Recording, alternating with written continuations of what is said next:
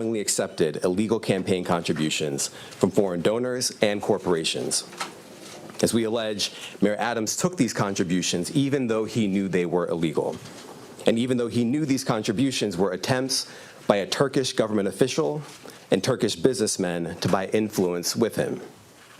We also allege that the mayor sought and accepted well over $100,000 in luxury travel benefits from some of the same foreign actors who arranged many of the illegal campaign contributions. These benefits included free international business class flights and opulent hotel rooms in foreign cities. The mayor had a duty to disclose these gifts on his annual public disclosure forms so that the public could see who was giving him what. But as we allege, year after year after year, he kept the public in the dark. He told the public he received no gifts, even though he was secretly being showered with them. We allege that Adams accepted these benefits knowing that they were given to him because of his position. And in exchange for some of those improper benefits, he intervened in the New York City Fire Department's inspection process for a building owned and operated by the Turkish government, allowing it to open even though it had not passed the fire inspection. The corruption alleged in the indictment is, as I said, long-running. As we allege in the indictment, Adams' solicitation of illegal campaign contributions began in 2018. After he started raising funds for his 2021 mayoral campaign, he agreed to take contributions offered by multiple Turkish businessmen, several of whom he met in Turkey. Adams knew that these wealthy individuals could not legally donate in a U.S. election. Federal law clearly prohibits foreign donations. That's how we protect our elections from foreign influence. Yet Adams directed his staff to pursue this illegal money to support his campaign for mayor. And as we allege, Adams continued to pursue foreign money in secret well into 2021. And it didn't stop with his first campaign for mayor. As we allege, in 2023, the mayor rekindled these corrupt relationships, seeking more illegal campaign contributions from some of the same foreign sources to support his re-election campaign. Adams also took contributions that broke other laws. As we allege, he sought contributions from businessmen far in excess of what the law allowed. He also allegedly sought contributions from corporations, which are not allowed to contribute at all in New York City elections. Many of those illegal corporate contributions were organized by the same people who organized the illegal foreign contributions. And Adams allegedly disguised them all in the same way by accepting the money through so-called straw donors. A straw donor contributes someone else's money, hiding the money's illegal source, such as a foreign businessman, a corporation, or a wealthy New Yorker who has already contributed the maximum amount allowed. And as we allege, Adams circumvented all of these laws, taking contributions from exactly the sources the law prohibits, all to benefit his mayoral campaigns. Now, Adams also personally benefited from the illegal conduct alleged in the indictment. Adams solicited and accepted over $100,000 in luxury travel benefits for years from wealthy Turkish business people and at least one Turkish government official seeking to gain influence over him. Adams started accepting undisclosed luxury travel benefits at least as early as 2016. He took these benefits nearly every year through 2021. Here are some of the benefits that we uncovered during our investigation. In 2016, Adams flew to India through Turkey and received 2 free round-trip upgrades for business class seats. That's the highest class on Turkey's national airline. Those upgrades were worth more than $12,000, and none of it was publicly disclosed. In 2017, Adams accepted free business class tickets for himself and his travel companions to France, Turkey, and China. And he was put up in the Bentley suite in the St. Regis Hotel in Istanbul. All of that was worth more than $41,000, and none of it was publicly disclosed. Also in 2017, he flew to China, again, through Turkey, and accepted 2 free business class tickets for himself and a companion. Those were worth more than $16,000, and none of it was publicly disclosed. In 2018, he flew to Hungary through Turkey and accepted free upgrades for business class seats. Those were worth more than $12,000, and none of it was publicly disclosed. In 2019, he flew to Turkey and accepted a free upgrade to business class for his companion and a free stay in a lavish suite at the St. Regis Hotel in Istanbul. That was worth more than $9,000. And again, none of it was publicly disclosed.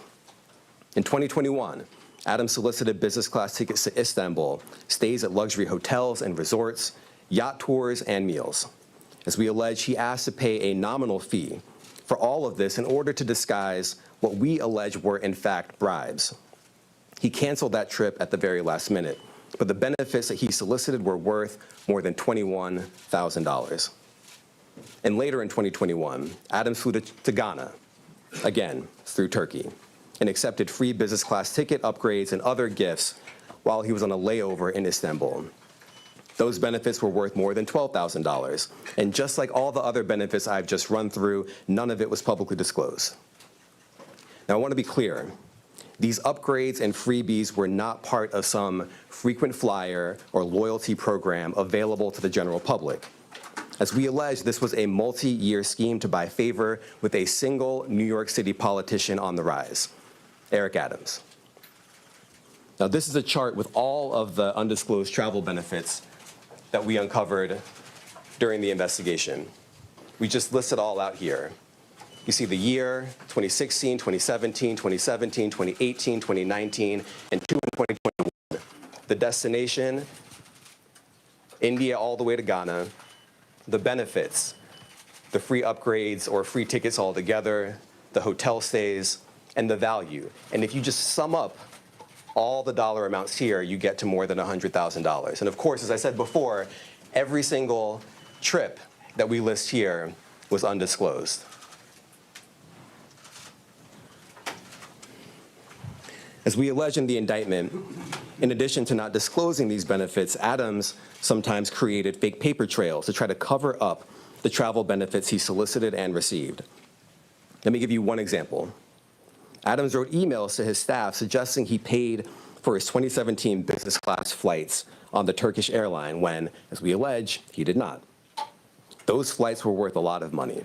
Just one ticket alone cost more than $10,000. But months after taking the flights, Adams wrote an email to a staff member and told the staff member that he had left cash in her desk drawer and that she should send the money to the Turkish airline to pay for a trip he had already taken. As the indictment makes clear, that's just a clumsy cover-up. Now, just because Adams received benefits for free, that doesn't mean that there weren't strings attached. As we allege, a particular Turkish government official behind many of the benefits Adams sought and accepted gave Adams all these things to gain influence over him. We allege that Adams knew that and took the benefits anyway. We allege that when the Turkish government official needed him, Adams also took corrupt official action in exchange for some of the luxury travel benefits. In 2021, the Turkish government official was trying to open a brand new high-rise building in Manhattan that would house Turkey's consulate. There was significant time pressure because the Turkish official desperately needed the building to be open in time for a visit from Turkey's president. This building was important to the Turkish official, and it was important to Turkey. But the FDNY's fire safety professionals wouldn't let the building open because the building hadn't passed an inspection. And not just that. Some of the people at the FDNY thought the building had so many issues and defects that the building was not safe to occupy. So the Turkish official sent word to Adams that it was, quote, his turn, unquote, to support Turkey. And as we allege, Adams delivered and pressured the fire department to let the building open. The FDNY professionals were convinced that they would lose their jobs if they didn't back down. And so they did. They got out of the way and let the building open. The Turkish official got what he wanted, and as we explained in the indictment, just 4 days after Adams held up his end of the bargain, he went right back to soliciting more travel benefits from the Turkish airline. Now, I want to make 3 things crystal clear.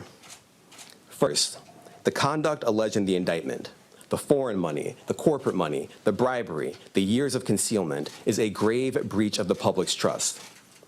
Public office is a privilege. We allege that Mayor Adams abused that privilege and broke the law. Laws that are designed to ensure that officials like him serve the people, not the highest bidder, not a foreign bidder, and certainly not a foreign power. These are bright red lines, and we allege that the mayor crossed them again and again for years. That is the only reason we are here today. Second, this investigation continues. We continue to dig, and we will hold more people accountable. And I encourage anyone with information to come forward and to do so before it is too late. And third, the Southern District of New York remains committed to rooting out corruption without fear or favor and without regard to partisan politics. We are not focused on the right or the left. We are focused only on right and wrong. That is our duty, and we will fulfill it. Now, today's charges are the product of a tremendous partnership. I want to thank our partners at FBI and the New York City Department of Investigation who have been with us every step of the way. And finally, I want to commend the outstanding career prosecutors from SDNY who are handling this case. Celia Cohen, Andrew Rohrbach, Hagen Scotton, and Derek Wickstrom, and the chiefs of the Public Corruption Unit, Laura Pomerantz and Robert Sobelman. It's now my pleasure to turn the podium over to FBI Assistant Director in Charge, James Dennehy.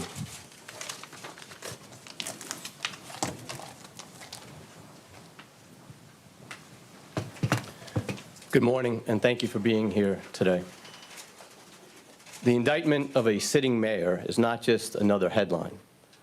It is a stinging reminder that no one is above the law or beyond reproach, and it serves as a sobering moment for all of us who place our trust in elected officials. Today's indictment sends a powerful message to every elected official in this country. Public service is a profound responsibility and should be a noble calling. When that's perverted by greed and dishonesty, it robs us of our trust. It's a pact between leaders and their communities, built on the pillars of trust, accountability, and transparency.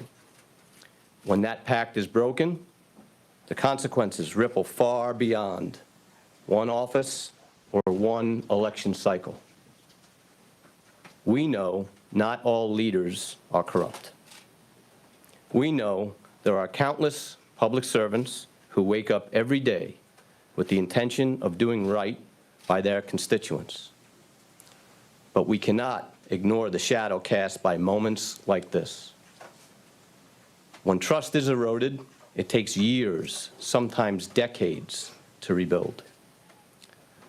The weight of today's actions falls not just on the indicted official, but on every other public official who must now work harder to earn the public's confidence in them. It's important to remember accountability isn't just about punishing those with alleged wrongdoings. It's about lifting the communities they've let down. It's about rebuilding, restoring, and reimagining what public servants can and should do. It's up to us to demand more from our leaders, to hold them to the highest standards, and to remind them that the power of public office should never be abused. While some may be disappointed today, let me encourage you not to be defeated. The strength of our communities, our faith in one another, and our collective resilience are far greater than the alleged failings of any one individual. In closing, I'd like to thank the U.S. Attorney for the Southern District of New York, Damian Williams, and his office, Commissioner Jocelyn Strauber, and the New York City Department of Investigation and her team, as well as my team, the Public Corruption Squad here at FBI New York. Thank you. I'd like to welcome up Commissioner Jocelyn Strauber from the New York City Department of Investigation.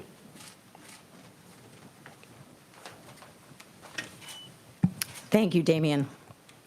Good morning. Today, for the first time in New York City's modern history, we announce criminal charges against the sitting mayor of New York City.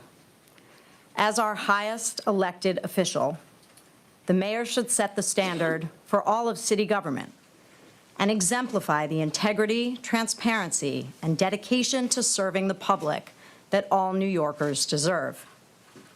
Instead, the indictment unsealed today alleges that Mayor Adams abused his power and position for nearly a decade as Brooklyn Borough President and as mayor to enrich himself and his mayoral campaigns. As charged, he sought and received illegal campaign contributions, luxury travel, and other personal benefits from foreign nationals, as well as individuals and businesses. He allegedly took steps to conceal those illegal contributions and personal benefits and involved city employees and campaign staff in that concealment. As the indictment explains, this kind of corruption has real costs to the city and to the public. As alleged, the mayor's 2021 campaign falsely certified compliance with campaign finance laws in order to conceal those illegal campaign contributions, and as a result of those false certifications, received over $10 million in public matching funds. The mayor's alleged acceptance and concealment of illegal contributions and personal benefits gave overseas benefactors, wealthy individuals, and businesses undue influence over the mayor, influence that federal and local laws seek to prevent. And as charged, in exchange for certain personal benefits, the mayor pressured the New York City Fire Department to forego a required fire safety inspection before the opening of the new Turkish consulate building. As the city's Inspector General, the Department of Investigation, a city agency, conducts its investigations confidentially and wholly independent of City Hall. We handled this investigation as we would any other, following the facts and seeking to hold wrongdoers accountable no matter their role or title. Our unique access to city records and expertise in matters of city government make us a critical partner in the fight to root out corruption, working closely with our law enforcement colleagues at the FBI and the U.S. Attorney's Office. If you have information about this case or about illegal conduct by any New York City official or employee, I encourage you to contact DOI by email at tipline@doi.nyc.gov or by phone at 212-825-2828. I want to thank the U.S. Attorney's Office for the Southern District of New York and the FBI for their partnership on this investigation. And I want to recognize and thank the dedicated, hardworking DOI investigators who are handling this matter. Senior Inspector General Eleanor Rivkin, Inspector General Audrey Feldman, Deputy Inspectors General Arturo Sanchez and Trenton Sweeney, and their supervisors, Deputy Commissioners Christopher Ryan and Dominic Zarella. Thank you. Thank you, everyone. Can you just say, Mr. Mayor Eric Adams has said he's not going to resign. He said that this is a witch hunt because...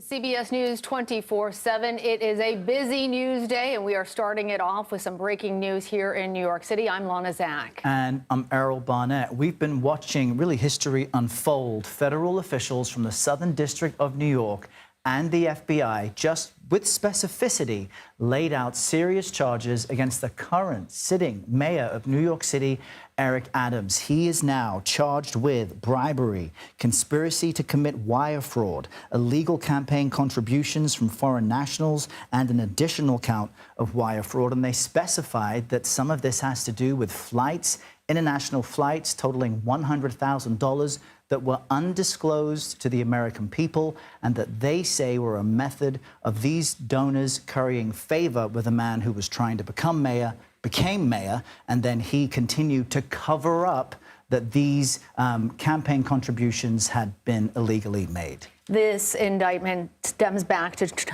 2014, when Eric Adams was the Brooklyn borough president.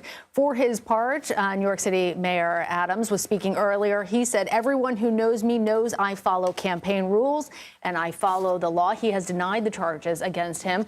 We have team coverage, including CBS News legal contributor Caroline Polisi, CBS News senior coordinating producer for crime and public safety, Anna Schechter, who's here with us in the studio, as well as Joe Anuta. He's a reporter covering City Hall for Politico New York. Anna, let's start with you. You've been here on set as this has all been really unfolding. We're all watching this happen. The mayor says he's innocent. He's never taken illegal campaign funds. And the thing about covering it up, he says, you know, that's not something that he's done either. But CBS News has been able to look at some of the evidence here. Why will it be challenging for him to prove that he didn't do any of these things? Well, the level of detail in this indictment is staggering. You see it's this enormous stack of papers. And what prosecutors have done is listed out tens of thousands of dollars in flights. They have the receipts for those flights to Hungary, to France, to China, often to India, oftentimes flying through Istanbul, staying in a suite, a luxury suite in Istanbul,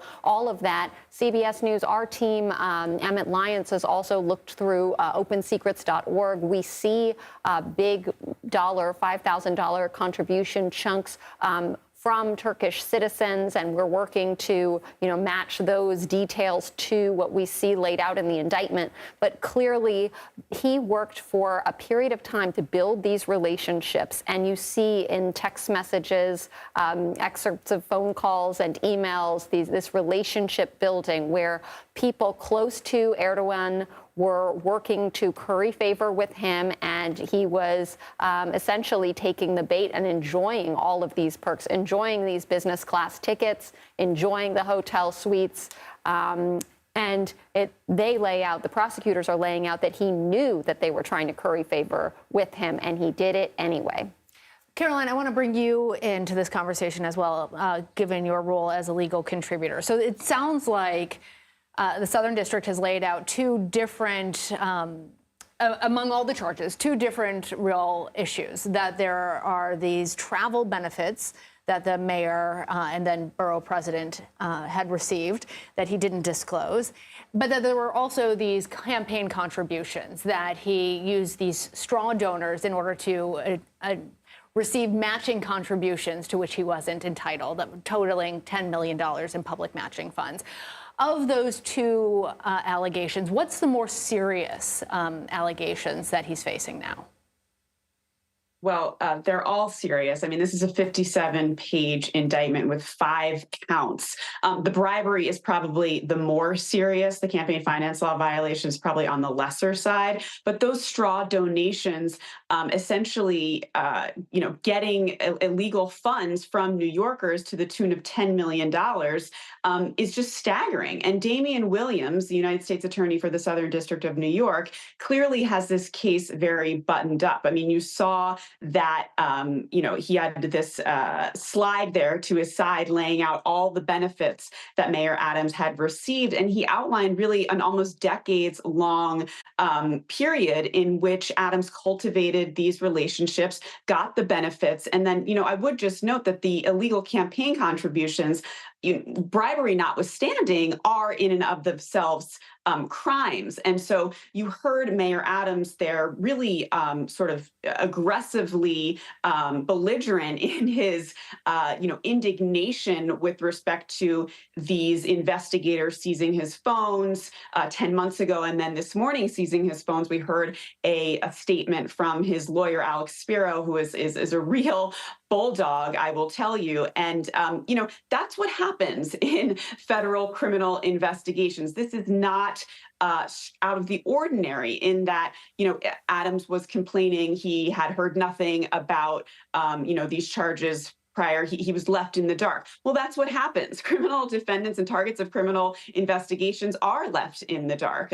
He was complaining about, information being leaked. Now, unclear who or whether or not that can be tied back to the prosecutor's office, but these are typical things that happen. His lawyer said they stormed his Gracie Mansion this morning to get his phones when they would have happily turned them over. Well, that's not really how it works. I mean, they have to use the element of surprise so that they can get every bit of information. So you have two sides here. I mean, Adams, he is entitled to due process. He is innocent until proven guilty, and he will have his day in court.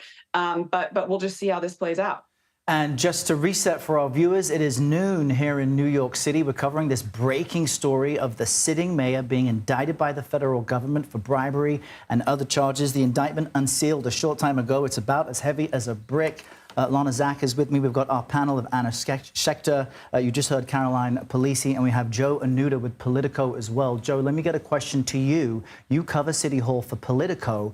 For about 10 months, my sources in City Hall have been texting me, expecting an indictment of the mayor a long time ago. We've seen his inner circle being wrapped up in their own charges. How much has this impacted the business of the city, and where is the pressure for him to step down? Well, I think to start, the business of the city has been greatly impacted, I would say. I mean, just over the last couple of weeks, we've seen major figures in the administration resign because of various federal investigations. Separate from what seems to, the focus of today's indictment, the school's chancellor resigned. The New York City Police Commissioner resigned. The mayor's chief lawyer resigned sort of late on a Saturday night. Those all have to do with separate probes into potential wrongdoing at City Hall. And I think having chaos at the top of these agencies, it's very hard to get things done for really all the public servants who are just trying to do the business of the city on any given day. So I think the impact is great, and we're going to be seeing sort of the fallout of that as the days go on. And so, sorry, what was the other question you asked? Well, that's exactly it, the business of the city. So considering everything you've just laid out, where is the pressure for him to step down? He says he's completely innocent, and there's no need to. Well, I think the press conference we saw is actually very interesting. The pressure to step down, and really largely the criticism to date has come from a lot of the mayor's typical political foes. It comes from more of the left wing of the Democratic Party here. You saw AOC calling the mayor to resign yesterday, and really a lot of the sort of prominent figures in the city's left. And so I think the mayor, when he put his press conference together today, has his own show of support. And I think it's very telling about who's calling on him to resign and who isn't yet. I don't think we've seen these calls reach his political base as of yet, which I think is important for him. And I think as long as he has the support of that base, he will not resign. It's not really his style as someone who's covered him for a couple of years. And I think to some extent, when you have people who he considers his political enemies calling on him to resign, I think that can play into his messaging to his base to say, look, these folks who already don't like me, now they're using allegations that haven't even been proven in court to try and get me out of office. And that's an important point, that our legal system professes a presumption of innocence until proven guilty. Joe, do talk to us, though, about the role that the governor, Kathy Hochul, could potentially play in deciding whether or not the New York City's mayor does, in fact, remain in office. So the governor has the power to remove the mayor, right? That's something that legally she could do. I don't think it's ever been done. And I think if you take a step